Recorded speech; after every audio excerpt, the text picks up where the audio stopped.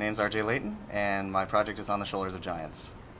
On the Shoulders of Giants is a generational adventure game where you control a bloodline of characters from parent to child, and as they have children, you play as that child as well. I've always been interested in death in video games, and I've always felt that the way death is used now is a little trivial. I wanted to make a game that took into account that people are going to die and make that a gameplay mechanic. The greatest satisfaction for me with this game was sort of seeing the discussion that the game sparked with people and how they sort of looked at their characters in the game. I'm planning on continuing work on the Shoulders of Giants, at least through the summer and possibly beyond that. There's a lot of mechanics I still want to play with and things that I want to do with the project. My name is Jamie Antonisse, and my project is Spectre. Spectre is a game about an old man looking back over the story of his life and piecing together his memories. Spectre is built in Flash, which is a pretty easy game development platform, and we've extended out some of what the game can do by using XML. The team and I have been working on this game for the better part of a year, and watching someone sit down in front of the game for the first time and really connect with it, really get the story and fall into that world, that's really satisfying. There's an audience for storytelling games and games that are about maybe more adult themes, and that audience doesn't get served very often. My name is Al Yang, and I'm working on Aquarium. Aquarium is a asynchronous real-time strategy game for the iPhone. I decided to do Aquarium because I was very interested in creating a very simple and accessible real-time strategy game.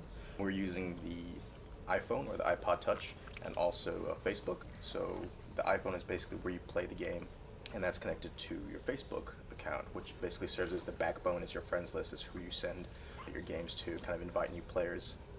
And then that's done over either 3G, Edge, or Wi-Fi. Honestly, it's the response from the audience that kind of really gets me. We just got a publishing deal that we're signing up with a startup distributor.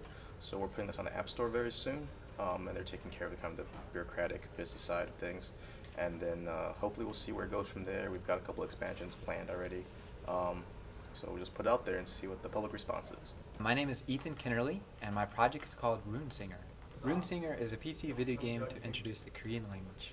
I wanted to make a game that was going to help someone learn a life lesson, and I wanted a very challenging topic where it was very clear as if my software was working or not. One of the greatest challenges with the project itself was deciding what to teach the user first. In Runesinger, all the models were made in SketchUp, animated in Maya, and then finally rendered in the 3D graphics engine Ogre. And it was scripted, all the gameplay was scripted in Python. My greatest satisfaction with Runesinger is the song and the singing. It's the music by Andrea Chang and the singing by an alumni, Dulio Park, and his friend Caitlin. My name is Maya Churi, and my project is titled The Tree. The Tree is a storied experience about the memories of a 500-year-old giant oak tree. I wanted to tell a story that was significant to the world outside of my own four walls. I have been and still am really interested in exploring the environment and the changing world that we live in.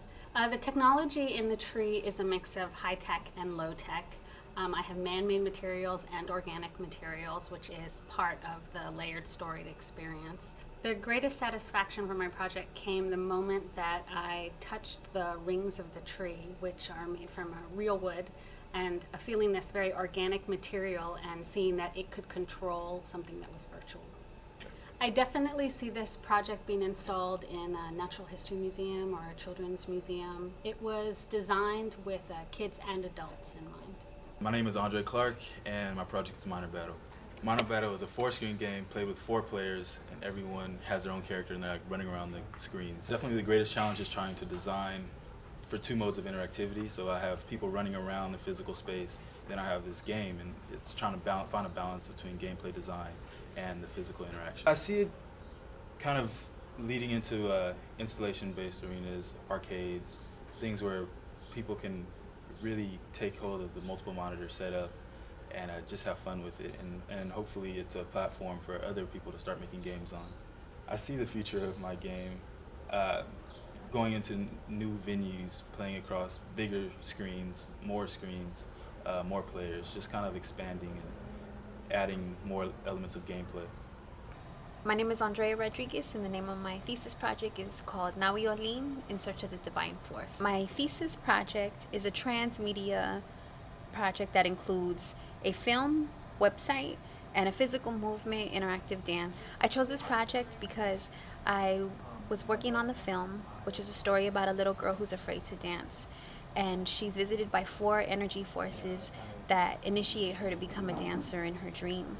So I wanted to take the story from the film and create a physical movement interactive dance experience. Technology that I'm using is called Isadora, which is a physical computing program, and I'm also using the Nintendo Wiimotes. My most exciting moment was being able to track users' movement and seeing how choreography could be created using the Wiimotes and visuals on the screen. The future of my project, I definitely see it becoming a dance video game, as well as something that could be performed for the stage. My name is Mike Rossmassler, and my thesis is a game called By Nature.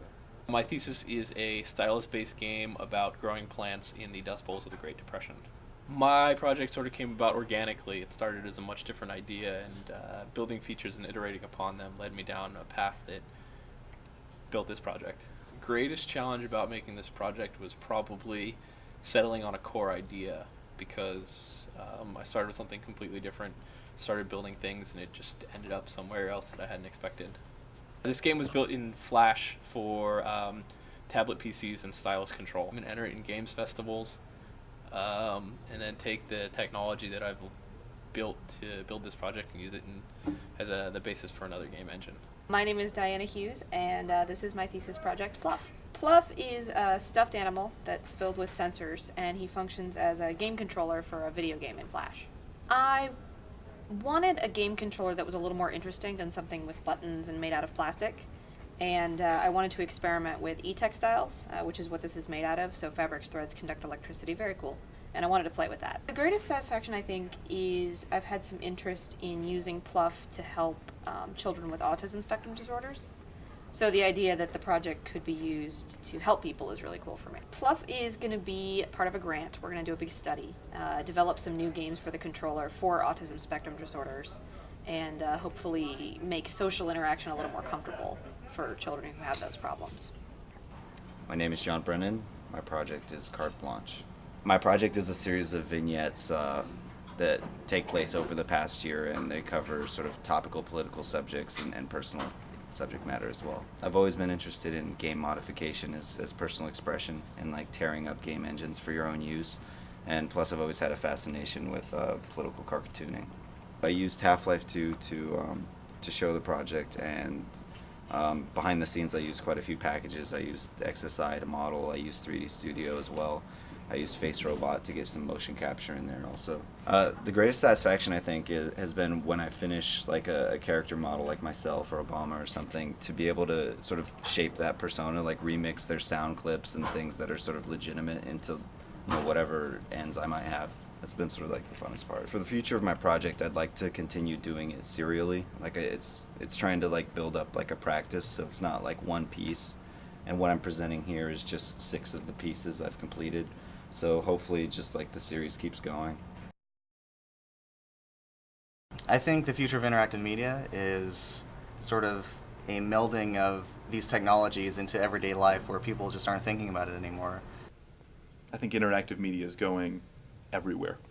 I think that you're going to see more games that bring people together, more sort of interesting, deeper multiplayer games. I think we're going to see a lot more of kind of physical-digital interfaces, so basically games that kind of cross the border between just being played on your television versus having kind of presence in the physical world. My hope is that interactive media will evolve to incorporate both the physical and the virtual worlds that are so much a part of our environment. Future of interactive media, I see designers taking more risks as far as involving more physicality in their games, allowing players to really take a full body experience, balanced with the great sense of game design. The future of interactive media is one that definitely intersects different disciplines with technology. My interest with interactive media is leveraging video games to help them in the final game, life. See, to me, interactive media is where technology meets change and hope. And Fuck.